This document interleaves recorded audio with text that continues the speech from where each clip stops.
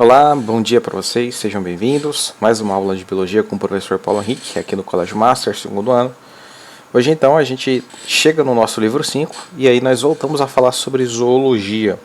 Então vamos falar um pouquinho da evolução dos anfíbios. Vamos tratar um pouquinho dessa questão. Só para lembrar algumas coisas, né?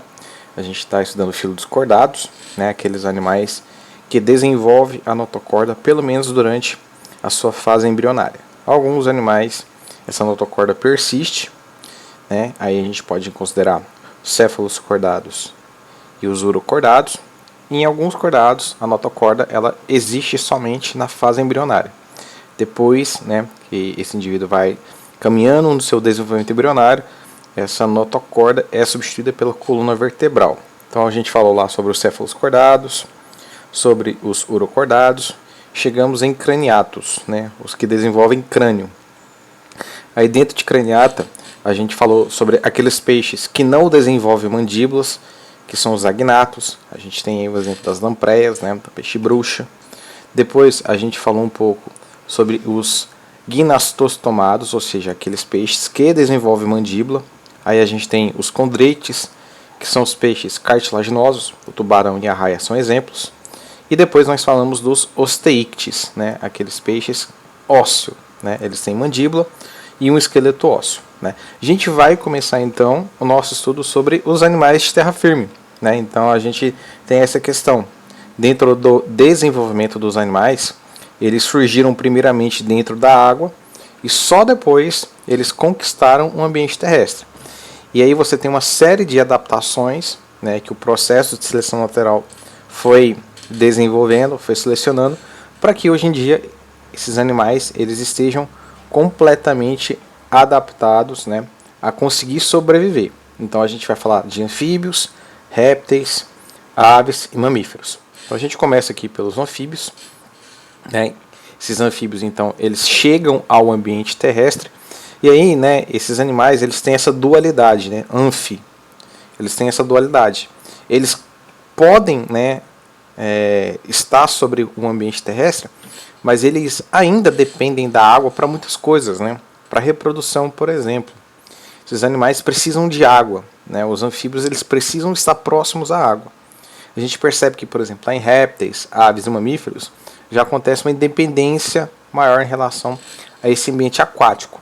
Aqui nos anfíbios ainda existe isso, né? Justamente porque, muito provavelmente, os tetrápodes eles são descendentes então dos peixes, né? Viviam dentro de água e aí através do processo de seleção natural algumas, né, espécies foram sendo selecionadas, as adaptações foram surgindo e aí então a gente tem a presença dos tetrápodes, né?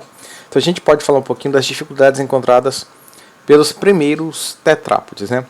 Necessidade de estruturas locomotoras úteis em terra firme, né? Então as patas, né, que são os membros que são relacionados à locomoção, eles não surgiram como eles são hoje em dia, né? Então você tem todo um desenvolvimento, membros bem rústicos, né? Então foi necessário então desenvolver estruturas locomotoras úteis. Necessidade de mecanismos fisiológicos de captação de oxigênio atmosférico, né? Esses peixes estão adaptados a captar oxigênio dissolvido em água. As guerras são máquinas fantásticas para essa finalidade. Só que em terra firme as guerras não conseguem, né? Elas estão adaptadas a tirar oxigênio dissolvido na água. Então, estruturas fisiológicas e mecanismos fisiológicos, é o caso, por exemplo, de pulmões, né? Que são estruturas mais bem adaptadas a retirar o oxigênio da atmosfera. Necessidade de um sistema mais eficiente para distribuir os gases respiratórios por todo o corpo. Então a gente está falando aqui de um sistema circulatório mais eficiente. A gente vai estudar isso vendo as diferenças entre anfíbios, répteis, aves e mamíferos. E necessidade de uma estrutura esquelética capaz de substituir o impulso gerado no ambiente aquático. Então a gente precisa de um esqueleto mais robusto, né, para conseguir suportar então as cargas presentes, né, na locomoção em solo firme. Deixa eu colocar aqui mais amplo, né, para a gente poder ir acompanhando. Então, a gente fala então do surgimento das patas, né? Então a gente percebe que os peixes, né, muito provavelmente deram origem aos animais terrestres. Então a gente nota um claro processo evolutivo, né? As nadadeiras tanto a nadadeira peitoral, a nadadeira anal aqui, né, a nadadeira que fica próxima à região terminal do peixe. Então você tem um processo de seleção natural, né, desenvolvendo estruturas relacionadas à locomoção. Então o surgimento de membros é muito importante aí no caso dos anfíbios. Então você tem um tempo evolutivo aí, então você nota que o surgimento desses membros ele é importante para que os animais eles consigam se locomover em ambiente terrestre. Então a gente já falou da necessidade de mecanismos fisiológicos na captação de oxigênio atmosférico, né, presença de pulmões. Na larva, por exemplo, no sapo, que é o girino, as trocas gasosas se dão por meio de brânquias, como em peixes. Lembra que eu falei isso para você? As brânquias estão bem adaptadas em retirar oxigênio dissolvido em água. Os sapos, como passam por essa metamorfose, eles perdem as brânquias, mas ganham pulmões e tem a questão da respiração cutânea, que a gente pode falar depois.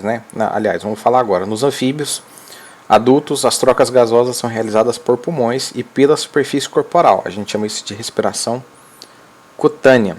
Nos anfíbios, apesar de terem pulmões, esses pulmões não são tão eficientes assim. Eles não conseguem suprimir a demanda por oxigênio. Então ainda é necessário a questão da respiração pela pele. E aí é por isso que você não deve jogar sal em um anfíbio. Jogando sal, você vai desidratar essa pele, impedindo com que o oxigênio seja absorvido. E aí o animal acaba morrendo por causa disso.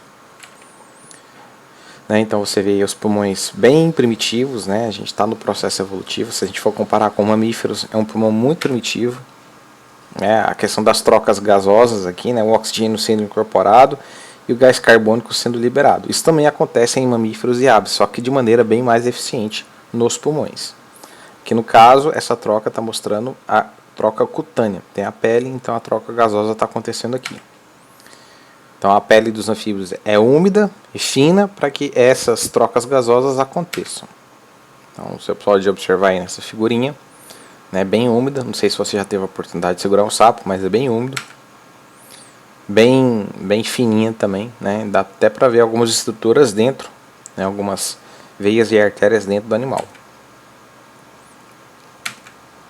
Necessidade de um sistema mais eficiente para distribuir os gases respiratórios, como eu falei para vocês, a questão da circulação dupla e incompleta. Por que dupla? Porque o sangue passa 2 vezes no coração em um ciclo completo. E incompleta porque o sangue venoso se mistura com o sangue arterial. Se você se lembrar, sangue venoso é sangue rico em gás carbônico. E sangue arterial é sangue rico em gás oxigênio. Nos animais que acontece uma mistura de sangue venoso com sangue arterial, a gente chama de circulação incompleta. Em mamíferos e aves, por exemplo, a circulação ela é completa. Esse sangue venoso não se mistura com sangue arterial. Pelo fato de que em aves e mamíferos o coração é dividido em 4 partes. Nos anfíbios e na maioria dos répteis não é assim que acontece. O coração é dividido em 3 partes. Então você tem 2 átrios na parte superior e um ventrículo aqui embaixo. Como só tem um ventrículo, esse sangue venoso acaba se misturando com esse sangue arterial. E isso não é tão eficiente assim pensando nos mecanismos de trocas gasosas. Então, circulação incompleta. Além disso, é fechado. O sangue ele circula apenas dentro de artérias e veias. Em alguns animais invertebrados, os insetos, por exemplo, a circulação ela é aberta. O coração é tricavitário, dividido em 3 cavidades, como já falei para vocês, 2 átrios e um ventrículo. Se a gente fosse falar de mamíferos e aves, seriam 2 átrios e 2 ventrículos. Aqui acontece a mistura. Então isso faz com que o sistema não seja tão eficiente assim. Necessidade de estrutura esquelética capaz de substituir o impulso gerado no ambiente aquático. Então você nota aqui o esqueleto de um peixe, e aqui você nota o esqueleto de um animal tetrápode, bem mais robusto, bem mais eficiente na questão da locomoção, para suportar todas as forças relacionadas à locomoção fora d'água. Você já deve ter percebido que caminhando dentro da água, o empuxo menor, então a resistência do esqueleto, por exemplo, dos animais aquáticos, não precisa ser tão grande assim. Fora da água, pela ação da gravidade, pela falta de empuxo, o impacto nas articulações é maior, então o esqueleto ele tem que ser mais robusto. Agora a gente vai falar um pouquinho das classes dos anfíbios. São 3 classes, aliás, são 3, a gente vai falar das ordens, são 3 ordens importantes. A gente tem a ordem dos anuros, né? Dentro dos anuros a gente tem sapos, rãs e pererecas. Essa classificação aqui ela é uma classificação mais popular. Aqui para a gente da biologia a gente vai chamar todos esses aqui de anuros. A gente tem sapos, pererecas e rãs. Todos eles são anuros. A gente tem a ordem das urodelas, né? São salamandras que têm cauda, né? Então você percebe que a cauda presente, né? Vivem no hemisfério norte, perto de riachos e lagos. E a gente tem ainda a ordem dos ápodas, ou seja, aqueles anfíbios que não têm membros locomotores. O principal exemplo são as cobras cegas. Aqui está até escrito errado, mas são cobras cegas, né? Essa ordem a gente também pode chamar de Gymnophiona. Então isso aqui é um anfíbio, isso aqui não é uma cobra, né? Fala que é cobra só pelo aspecto cilíndrico e alongado do corpo, mas é um anfíbio, tá bom? Então este anfíbio não tem membros locomotores, tá? Ordem ápoda. Esse azinho aqui, ó, significa não, e podas, membros, né? Pés, patas. Então ápoda não tem essas estruturas locomotivas. Então lembrando, a gente tem os anuros, que são, né, sapos, rãs e pererecas. Né? Esses animais adultos não têm cauda. A gente tem urodela, a ordem urodela, né? As salamandras, o indivíduo adulto persiste com a cauda. E a gente tem a classe de Gymnophiona ou ápoda, que são as cobras cegas. Esses animais não desenvolvem estruturas locomotoras. Deixa eu fechar aqui. Aí a fotinha dela mais de perto. Isso não é uma cobra, lembrando, isso é um anfíbio. Uma característica mais geral, né? Vamos falar um pouquinho sobre os sistemas que compõem os anfíbios, né? A pele, né? Pele fina e permeável, dependência da água. Lembra da questão das trocas gasosas, né? Esses animais, eles podem ter glândulas de veneno. Esses animais não são peçonhentos, existe uma diferença. O sapo, algumas espécies podem ser inclusive bem venenosas, só que elas não são peçonhentas. Qual que é a diferença? Um animal venenoso, ele produz veneno, só que ele não é capaz de inocular esse veneno. Então, por exemplo, se você pegar o sapo e apertar, se for uma espécie venenosa, quando você aperta ele, esse atrito, né, essa força na pele pode estimular a glândula e ela pode liberar o veneno. Só que esse sapo não está inoculando este veneno em você. É diferente, por exemplo, as serpentes, as cobras venenosas, elas são peçonhentas, porque elas têm estruturas capazes de inocular o veneno na sua vítima, por exemplo. O escorpião também é um animal peçonhento, ele tem um mecanismo de inocular o veneno na sua vítima, por exemplo. Esses animais aqui não, eles podem ser venenosos, algumas espécies bem venenosas, inclusive, só que eles não são capazes de injetar o veneno, de inocular o veneno na sua vítima. Tá? Ele pode liberar o veneno, mas sem inocular dentro da vítima. O sistema respiratório, né? Brânquias na fase larval, né? E nos indivíduos adultos a respiração ela tem o auxílio de pulmões e a respiração pela pele. O sistema musculatório, como a gente já falou para vocês, é um sistema musculatório incompleto. Só tem 3 cavidades, 2 átrios e um ventrículo. Em relação ao sistema excretor, os girinos excretam amônia, né? A amônia é um composto nitrogenado bem tóxico. Como os girinos vivem dentro da água, não faz tanto problema assim. Já os adultos excretam ureia, que é menos tóxico, precisa de menos água. Os anfíbios, eles ainda são animais considerados de sangue frio, né? São animais que não conseguem manter a temperatura do seu corpo constante, diferentemente de aves e mamíferos.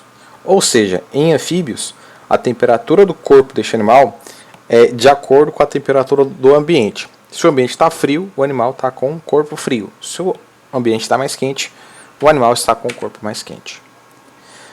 Sobre a reprodução, né, a fecundação ela é externa, então aqui está a dependência da água, né, esses animais precisam da água para se reproduzirem. As fêmeas elas acabam liberando os seus óvulos através deste abraço, que a gente chama de amplexo. Então quando o amplexo é formado, o macho acaba segurando a fêmea e apertando o seu ventre. Isso estimula com que ela libere os seus óvulos. E neste momento o macho acaba liberando os seus espermatozoides.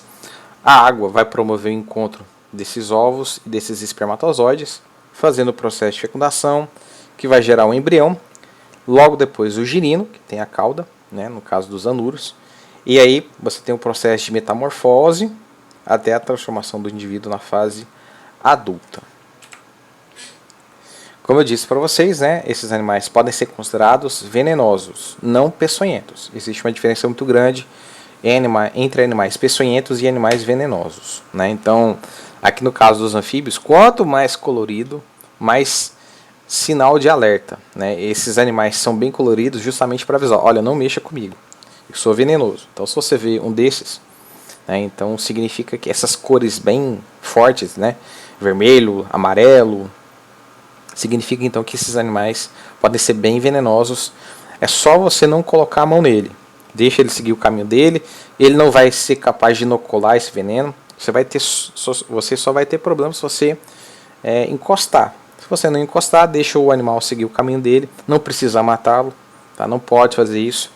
Você segue o caminho, ele segue o dele e fica tudo bem.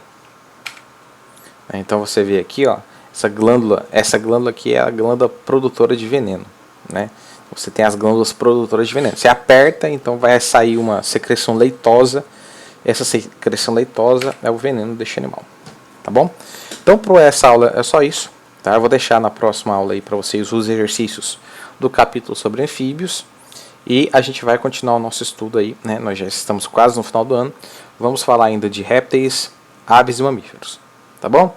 Grande abraço para vocês e até a próxima aula.